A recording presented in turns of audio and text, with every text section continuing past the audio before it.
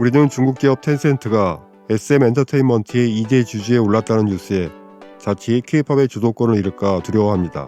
하지만 중국에서는 정반대의 집단적 불안감이 확산되고 있습니다. 바로 한국 자본이 중국 문화관광 시장을 대규모로 사들이고 있다는 공포입니다.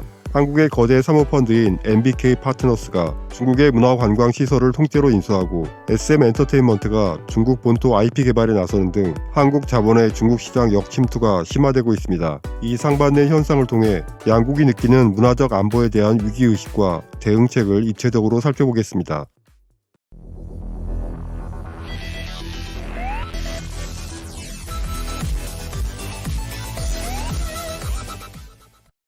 韩国资本正在悄悄买下我们的快乐。最近有一个消息震惊了文娱产业界，韩国最大的私募资金安博凯竟然把苏州华谊兄弟电影世界给全资收购了。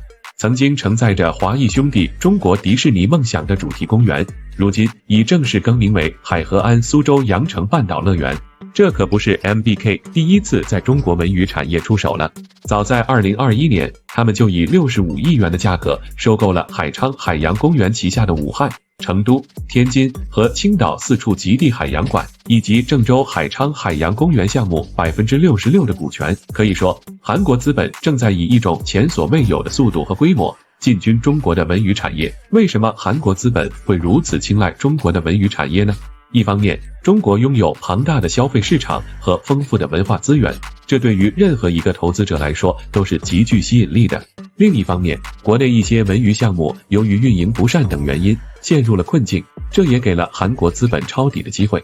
就像苏州华谊兄弟电影世界开业后，客流与营收始终未达预期，最终被 MBK 收入囊中。不过，韩国资本的大量收购也引发了一些担忧，有人担心这会导致中国的文化产业被外国资本控制，从而影响到中国文化的传承和发展。但从另一个角度看，韩国资本的进入也可能会带来先进的管理经验和运营模式，推动中国文娱产业的升级和发展。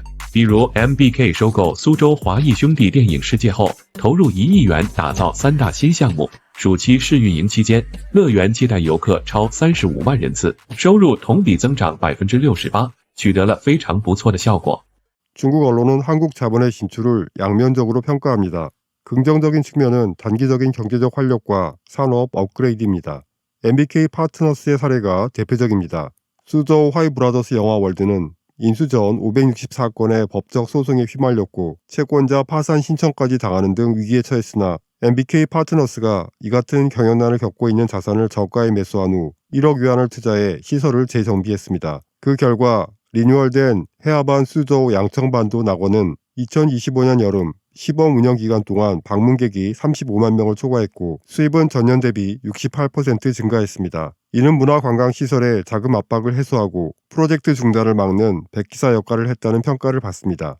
하지만 중국 언론과 네티즌들의 주된 반응은 문화 실추에 대한 집단적 불안감입니다. 가장 큰 우려는 문화부호 도용입니다. 중국 대중은 과거 한국 문화산업의 단오절 유네스코 신청이나 한복 관련 논란 등으로 문화적 불안감을 느껴왔는데 한국 자본이 대규모로 진입하면서 이러한 도용이 시스템적인 작동 방식으로 격상될 수 있다고 우려합니다. 일례로 한국 기업이 중국 고대 건축을 사용하여 해외에서 한국식 고풍으로 홍보할 때 문화 해석권이 유실될 수 있다는 주장을 내놓고 있습니다. 이와 함께 더 위험한 것은 가치관의 잠재적 침투라고 주장합니다. 한국 아이돌 팬덤 문화의 폐해가 중국 내 청소년 가치관 형성에 부정적인 영향을 미치고 있다는 주장입니다. 만약 한국 자본이 엔터테인먼트 산업의 발언권을 장악하면 중국 기업은 단순한 장소 임대나 노무 비용만을 버는 저가치 사슬로 전락하고 이윤이 해외로 유출될 수 있다는 우려도 제기하고 있습니다.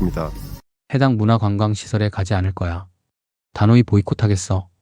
한국 펀드가 수저우의 문화관광시설에 투자해 테마파크가 업그레이드되고 정비되면서 관광체험이 더욱 풍부해졌어요. 한류는 문화적 침략이야. 다들 살기 힘들어서 어렵게 외국 인수자를 찾은 거잖아. 어차피 그들도 중국에 온 한국인들을 대상으로 사업을 하는 것이니 모두 자기 국민을 속이는 것이지. 이건 좋은 일이잖아. 한국 자본의 문화 침입이야. 호랑이를 방 안으로 끌어들이는 것처럼 화를 자초했군. 외국 자본의 침투를 경계하고 함께 국내 엔터테인먼트 문화를 수호해야 해. 한 가지 일을 잊어선 안 돼.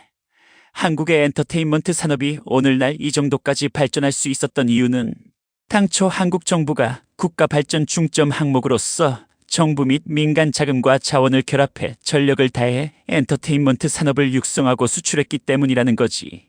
이제 성장했고 파일을 더 크게 만들고 싶어 하는 것은 전혀 놀라운 일이 아니지. 문화전쟁이 정말로 다가왔어. 한국 엔터테인먼트 산업은 매우 기형적이지. 스타들도 우울증에 걸리기 쉽고 팬들도 너무 광적이지. 개인적으로는 외국 기업이 인수하게 해서는 안 되며 그냥 협력만 하고 인수하게 해서는 안 된다고 생각해. 중국 문화를 동아시아풍으로 체계적으로 무력화시키기 시작한 건가? 문화 침투는 내부에서부터 부식시키고 청소년의 가치관, 인생관, 세계관이라는 상관을 글되게 인도하면서 외부 세력이 중국 정권을 바꾸려는 조건을 조성하게 돼.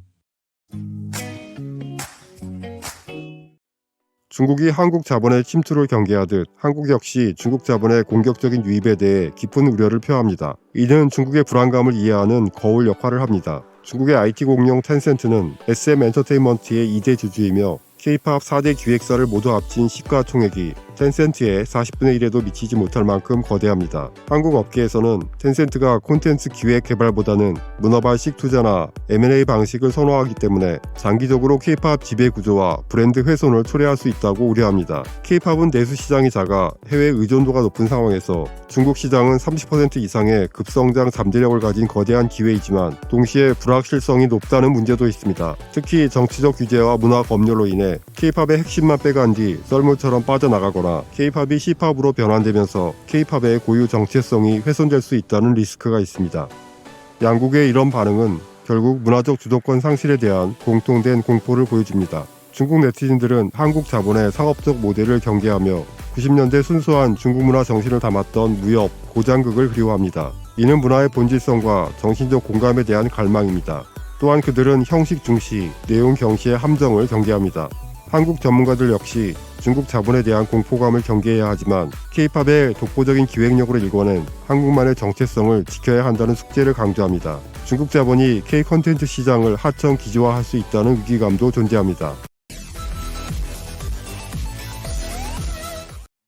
결론적으로 중국이 느끼는 문화적 공포는 곧 한국 콘텐츠 산업의 압도적인 경쟁 우위를 증명합니다. 중국이 문화 안전 레드라인 설정, 문화 구제기금 설립 등을 주장하며 내부 단속에 나서는 것은 한국 자본의 침투를 막기 위한 필사적인 대응책일 뿐입니다. 한국은 이 기회를 놓쳐서는 안 됩니다. 중국 자본 진입을 방어하는 데 그칠 것이 아니라 텐센트의 자본력을 활용하되 IP 주도권은 철저히 한국이 장악하는 공격적인 전략으로 글로벌 우위를 더욱 확대해야 합니다. 미래의 문화 전쟁은 이미 시작되었습니다. 한국은 이미 증명된 문화적 자신감과 혁신 능력을 바탕으로 중국의 경계심을 역이용해 글로벌 주도권을 영구히 확보하는 전략을 펼쳐야겠습니다.